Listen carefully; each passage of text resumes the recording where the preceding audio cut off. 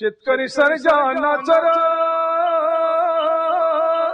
शेतकरी राजा नाचर, नाच गड्या सोन्याचा दिसा जहायर, नाच गड्या सोन्याचा दिसा जहायर.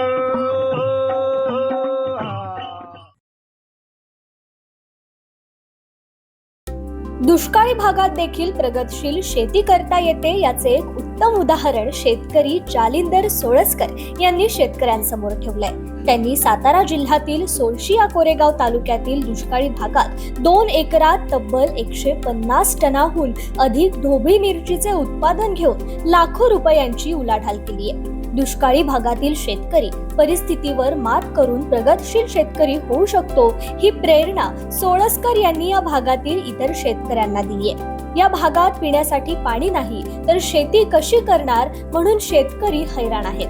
पण यावर मात करून जिद्द चिकाटी असली तर हे अशक्यही शक्य होऊ शकते हे या प्रगतशील शेतीने सिद्ध झालंय. मी जालिंदर सोळसकर, मुक्काम पोस्ट सोळशी, तालुका कोरेगाव, जिल्हा सातारा. मी 5 महिने झाले ढोबळी मिरची लागवड केलेली आहे. पूर्ण हा सोळशी गाव म्हणजे कोरेगाव तालुक्यातलं उत्तर विभागातलं गाव दुष्काळी गाव आहे आणि ह्या ठिकाणी पाण्याची भरपूर कमतरता आहे. आणि अशा ठिकाणी मी पाणी कमी असल्यामुळे drip irrigation, paper mulching, staging करून कमी पाण्यामध्ये कुठलं पीक घ्यायचं तर मला ढोबळी मिरची घ्यायचं ठरवलं. आजपर्यंत जर तुम्हाला साहेब सांगायचं म्हणलं तर 13 तोडे आत्तापर्यंत झालेत. 13 तोड्यामध्ये जवळपास एका तोड्याला मला 10 ते 20 12-13 टन मला माल निघालेला आहे. जवळपास आत्ता 150 टन माल निघालेला आहे. आणि अजून जर प्लॉट बघितला तुम्ही तर प्रत्येक तुम्ही मागं सेटिंग वगैरे त्याचं बघा आणि फ्लावरिंग आणि वरती पण शेंड्यामध्ये जर इतकं सेटिंग आहे. जर अजून माझ्या हिशोबाने प्लॉट 3 महिने चालेल. ढोबळी मिरचीचा प्लॉट जर बघितलं तर 2 ते 3 महिन्याच्या पुढे चालत नाही.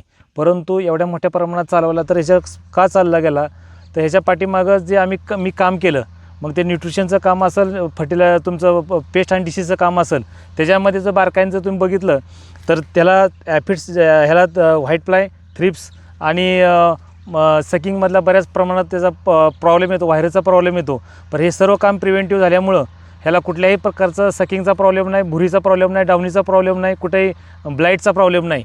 आणि चांगलं काम केल्यामुळं आज जर बघितलं तर 13 ते 14 तोडे झालेत. 150 टनापर्यंत माल निघालेला आहे 2 एकरामध्ये. आणि आज जर मी बघितलं तर अजून मला 70 ते 75 टन माल निघेल. आज 150 टनामध्ये मी मध्यंतरी 60-70 रुपये किलो दर होता. आज जर बघितलं तर आज सर्वसाधारण सरासरी 40 ते 45 रुपये किलो दर आहे. आणि सरासरी लेवल जर 50 रुपयाची जरी म्हणलं तर आज मला यातून 75 लाख रुपये मिळाले. ह्याच्यामध्ये मला खर्च आला 10 लाख रुपये, 65 लाख रुपये निव्वळ माझं प्रॉफिट झालं. आणि ह्याच्यामध्ये काय होतं की अनेक काही वेगळ्या पद्धतीची औषधं मी वापरलेली का जेणेकरून उन्हाळ्यामध्ये ट्रेस बसता कामाचा नाही. एवढं मी थंडीमध्ये पण फ्लावरिंग, सेटिंग आणि झाडामध्ये चांगला तजेलदारपणा राहिला. त्याच्यामध्ये काय ॲग्रोसेफ, ॲग्रोमॅजिकसारखे पण औषधं याचा वापर केला गेलेला आहे. हर्बल केमिकलचा वापर केला आहे पण थोडा कमी केलेला आहे. आणि थ्रिप्स पण कंट्रोलमध्ये केल्यामुळं एवढं चांगलं उत्पादन मला इथं घेता आलं. आणि अशा पद्धतीने जर आपण शेती केली तर शेतीमध्ये फार मोठं प्रॉफिट होऊ शकतं. परंतु हे करताना कामाचं नियोजन, पिकाचं नियोजन आणि तुमचं दराचं नियोजन हे सर्वपणे स्टडी जर केला तर शेतीमध्ये मोठ्या प्रमाणात फायदा होऊ शकतो. शेतकऱ्यांनी जर कामाचे नियोजन, पिकाचे नियोजन आणि दराचा अभ्यास करून शेती करावी, तसेच त्या भागातील शेतकऱ्यांनी जर एकत्र येऊन शेती केली तर शेतकऱ्यांना लाखो रुपयांचा फायदा होऊ शकतो, असा देखील कानमंत्र यावेळी जालिंदर सोळसकर यांनी शेतकऱ्यांना दिलाय. सर्व शेतकऱ्यांनी एकत्र येऊन असं प्लॅनिंग करणं गरजेचं आहे. हा ड्राय भाग असताना, प्यायचे पाणी एवढी कमतरता असताना, दुष्काळ असताना अशा ठिकाणी जर आमचा एक शेतकरी ग्रुप आमचा आहे आणि ह्या ग्रुपमध्ये प्रत्येकाचं चांगलं एवढ्या मोठ्या प्रमाणात ढोबळी मिरची फायदा झालेला आहे. ह्याच्या पाठीमागं मी टोमॅटोचं पिकाचं पण असंच शेती केलेली होती. आणि टोमॅटोमध्ये मला त्यावेळेस 3 एकरामध्ये 1,75,00,000 मिळाले होते. आणि त्यानंतर सर्व शेतकऱ्यांना मी एकत्र करून आज ढोबळी मिरची केलेली आहे. आणि ढोबळी मिरचीमध्ये माझ्याकडं 75,000 रुपये, इतर शेतकऱ्यांना 20-25 लाख रुपये होऊन आज 10 शेतकरी माझ्याबरोबर आहेत. ते पूर्णपणे आता फायनान्शियली स्ट्रॉंग झाले आणि समाधानी आहेत. कारण एवढ्या मोठ्या आज नोकरी नसतानाही प्रत्येक युवकांनी इकडं तिकडं प्रवास न करता शेतीमध्ये चांगलं प्रॉफिट होऊ शकतं.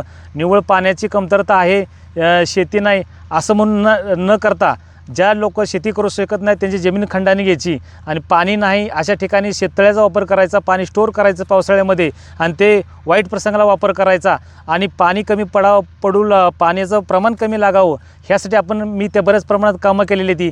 त्यासाठी झेबा म्हणून एक तुमचा हर्बल प्रॉडक्ट आहे, ते जमिनीमध्ये टाकल्यानंतर पाण्याचं वळवून ठेवण्याची कॅपॅसिटी चांगली भरपूर आहे. त्याच्यामध्ये पाणी स्टोअर राहतं, पाणी लिच आउट होऊन जात नाही, त्याचं न्यूट्रिशन लिच आउट होऊन जात नाही.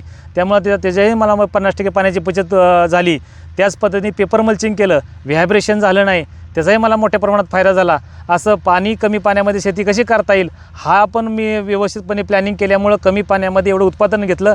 आणि अजून नाही म्हणलं तर माझे एप्रिल मेपर्यंत हा प्लॉट चालणार आहे. मला परत एक्स्ट्रा बोनस मिळणार आहे.